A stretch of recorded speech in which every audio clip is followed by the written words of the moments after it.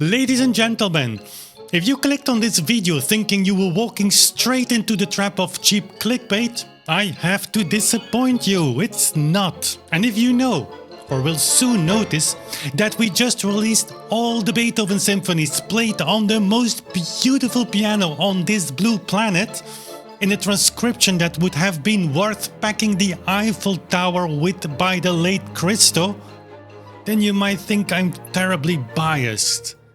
Well, that's to say, look, I would not like to wake up in a world without the orchestral version of what is without a doubt the greatest music ever written. And yes, a touch of irony has crept into this introduction. And yes, I have learned over the years that the internet is not very flexible with irony, but hey, you are the best audience that a YouTuber could wish for. Take that as a statement. The first of today. 7 more to go, because guess what? I'm gonna deliver on the promise of that title that made you click on this video. Hey, wasn't that the best intro you've ever seen on YouTube? Aha! Does it deserve a thumbs up? Voila! Thank you.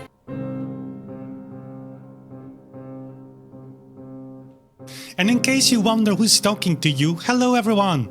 I'm Wim Winters, a classically trained organist and pianist who also spends a significant amount of time with my beautiful clavichord. Together with a dedicated team, we delve deep into historical tempo reconstruction, with a special emphasis on deciphering 19th century metronome marks that might seem impossibly fast by today's standards. Our key insight lies in understanding that the metronome was used differently in the past than it is today, akin to how physicists still use it today. 3, 4, 5, 6.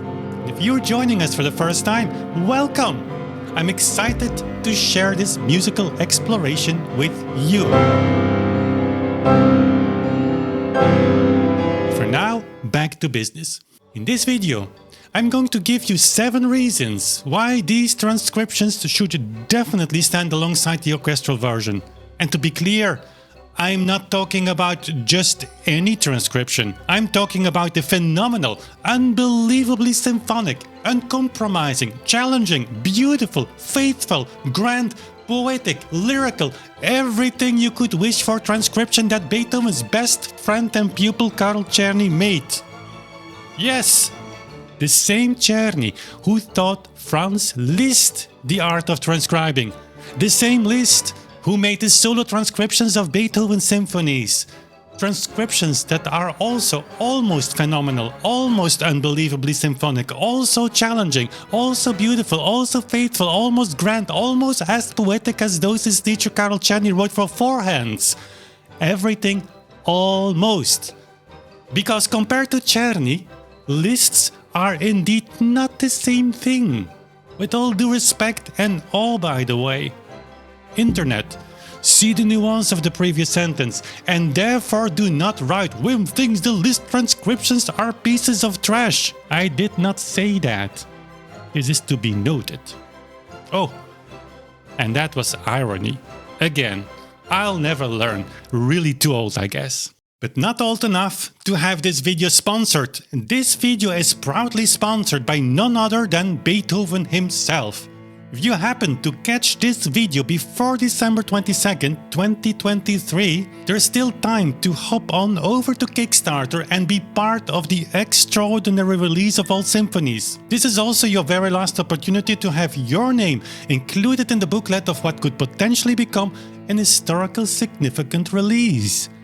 And no, this is not irony, nor is it arrogance. These recordings offer something entirely novel, with a completely new take on tempo reconstruction. So why wouldn't you want to be part of this groundbreaking release? Don't miss your chance, link in the description. And here we go, 7 reasons why Czerny almost makes you forget Beethoven's orchestra. And by the way, did you know that Czerny was Beethoven's preferred transcriber for his important music? Aha! See how smart. A composer teaches his most talented student to become his lifelong assistant. So, these transcriptions have way more Beethoven flavor than we realize. Take that, world of today, which likes to downplay so much on what was one of the most respected names in the 19th century. And guess what? I just gave you a bonus reason. Isn't that cool? Reason number 1. Transcriptions of symphonic and even chamber music were a big thing in the 19th century. Orchestra performances were relatively rare. Many music lovers first got to know the new works through piano arrangements, which were taken care of often by the composers themselves. That's no longer the case today. Music lovers get to know orchestral works mainly through recordings. And with that, the piano arrangements have disappeared. And not only disappeared, they have even acquired a somewhat inferior position in the musical landscape, not considered full. And that's a shame, because the best transcriptions, and certainly the phenomenal, beautiful, etc. transcriptions like these by Czerny, let's call them the Liszt Plus arrangements, are masterpieces in themselves. And in our time, where they are almost completely forgotten, they can once again fulfill the role they were assigned in the 19th century, getting to know the symphonic works from the inside. And that brings us to reason number 2, the unparalleled transcriptions of Carl Czerny. Yes, of course, the breadth, colors, and dynamics of an orchestra are irreplaceable. But excellent piano music is also worth something. And what we often forget today is that with a four-handed arrangement of a piano, the whole instrument is activated in a way that a single player cannot achieve. When you also have someone like Czerny, who knows the music and the Viennese piano inside and out and uses that type of piano in all its registers, you get a combination that may not replace the orchestral version but can temporarily make you forget it. To showcase that, just one example, a fragment from the scherzo of the 9th Symphony.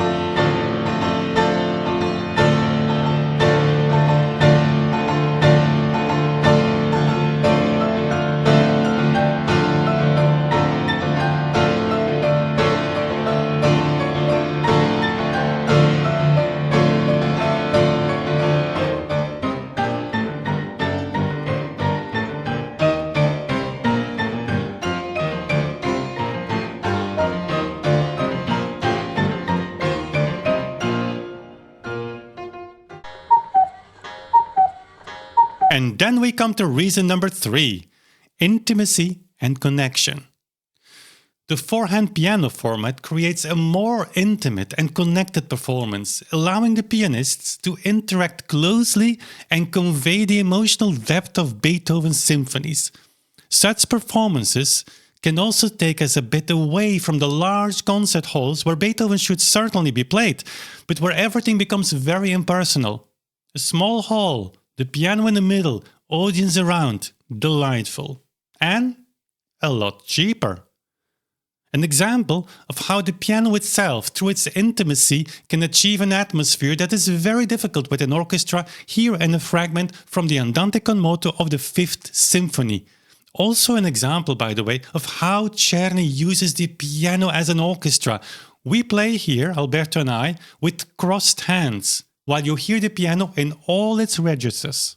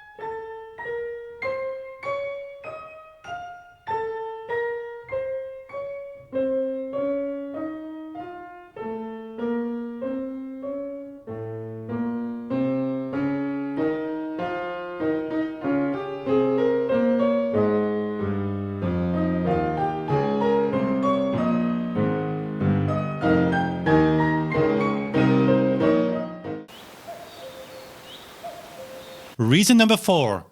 Clarity of individual lines. See, the piano's distinct capability to separate and articulate individual musical lines can provide clarity, allowing listeners to appreciate the complexity of Beethoven's symphonic writing. Here's an example from the 3rd Symphony, last movement, a beautiful Baroque fugue. And after the fugue, again an example of how Czerny translates the orchestra in a sublime way to the piano.